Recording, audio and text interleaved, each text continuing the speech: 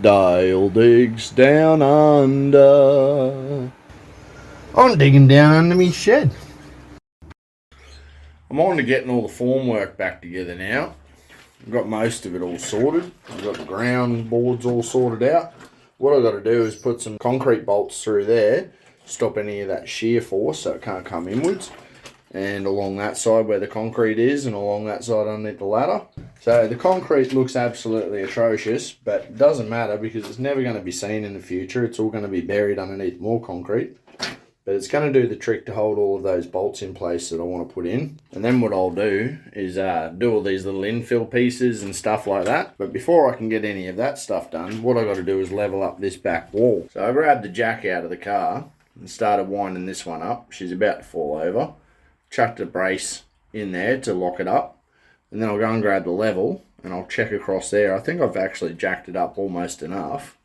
And then the whole thing's got to go that way. So what I'll do to send it that way is the same type of thing, but I'll put the bit of board against my form up here, and then I'll jack it off the ladder here, because the ladder's attached in heaps of places all the way down, and it'll keep it nice and square and move the whole lot back at once. But I'll put another leg in underneath there, and that way it can support it.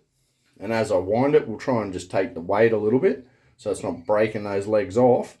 And it should just slide along nicely. Oh. Poor bloody phone.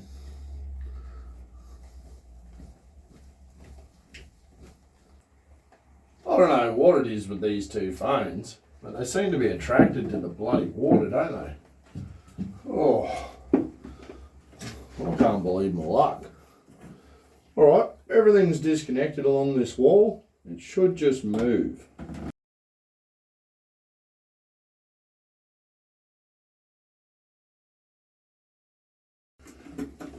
Tiny bit more.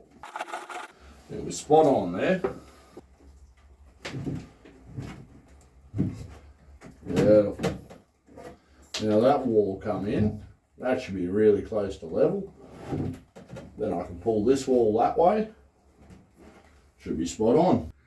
Screw that in place, chuck some more boards in there, more cross bracing, and then that'll be set. And actually lift it level as well, and then do some cross bracing, lock all that back together. That'll all get braced back down to here. That one there is I've already set vertical in both directions, so that one's right to go.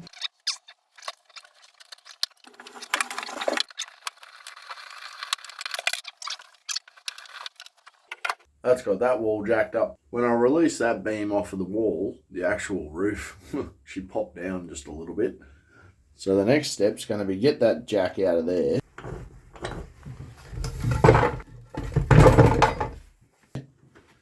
And jack up this beam. I'll get this piece of timber here, sneak it up underneath the top, and lock it into all of those longitudinals.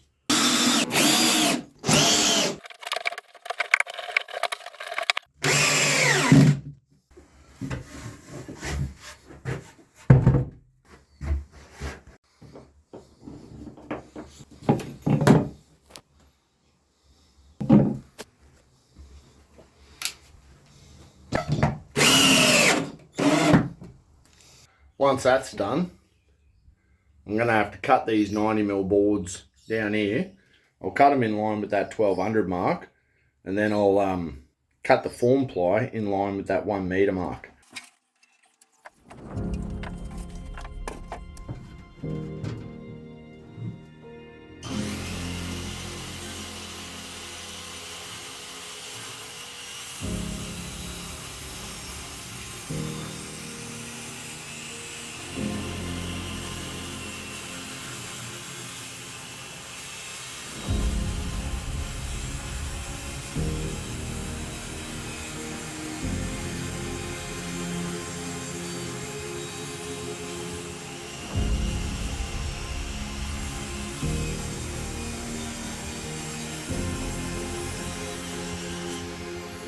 Bloody can't see a thing.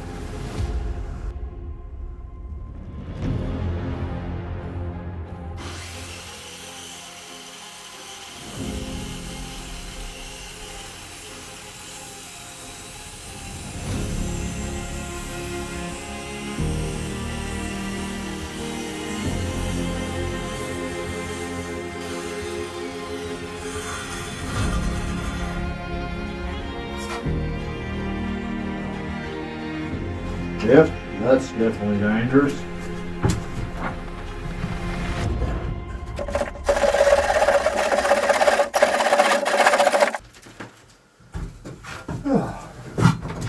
There we go. Now, if you didn't notice, I put this in here as like an extra pair of hands and put a couple of screws over here as well. That's why she didn't just fall down on me. Then, once I've cut that form ply there, that'll open up that whole section.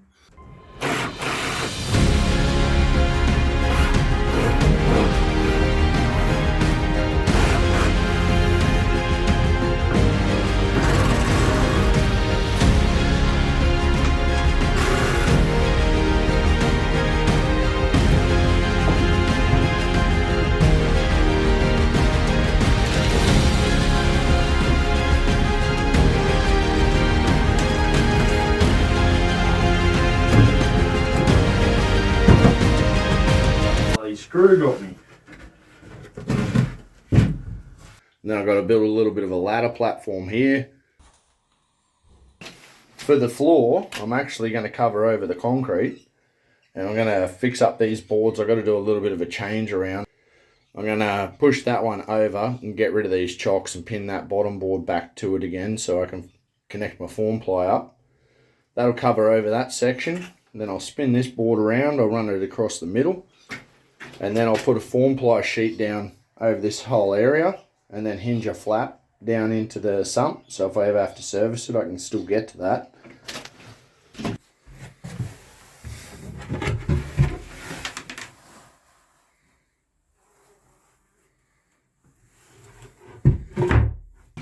And then what that's going to achieve is I can seal up this area with a bit of board going across there and then the form ply on the top.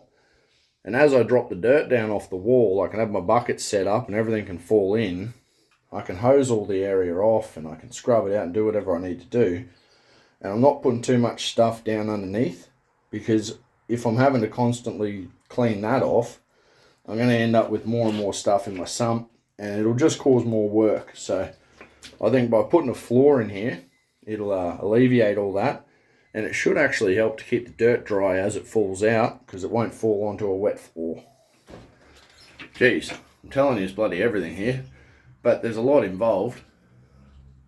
After I pull this back level and I lock this bottom section up too onto the form ply going back, I'm going to pull that top sheet down and then I'm going to backfill in behind there with sand.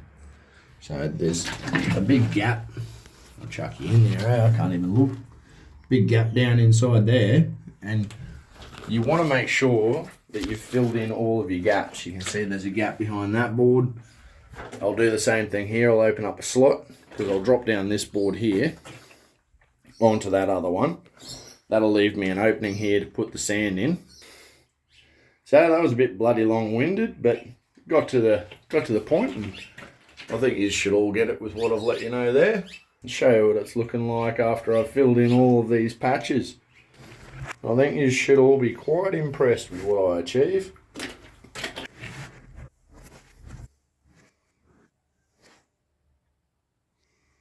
So we've reached this monumentous bloody occasion where we're finally about to go forward into the wall. So my mate Dan here, Dan Juris, he's been helping us out a fair bit along the way. We've been moving dirt and stuff around his place and he's been bloody picking up timber and giving us a hand swinging stuff in, so thought it was pretty important to have him here for this moment. It's bloody pretty special. So we got ourselves some diluted Coke and cheers for all the help, mate. Let's get stuck into digging this thing out, eh?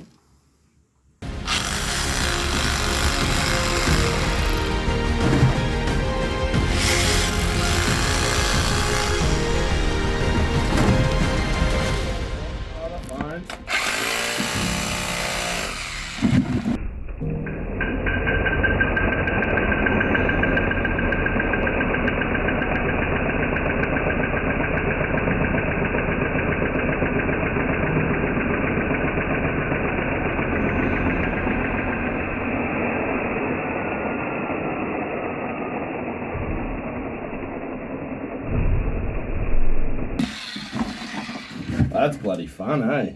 I like this part.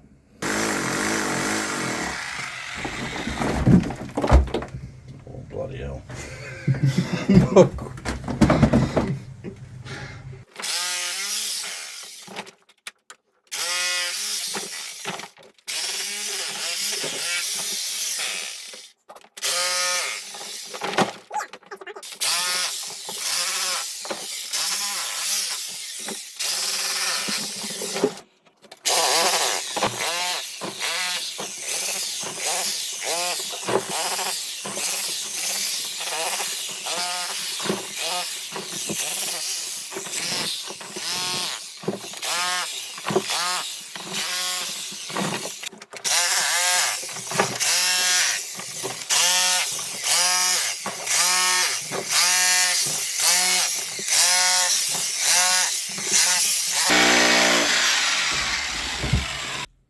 Well, guys, remember, small knocks break bloody big rocks. See you next time.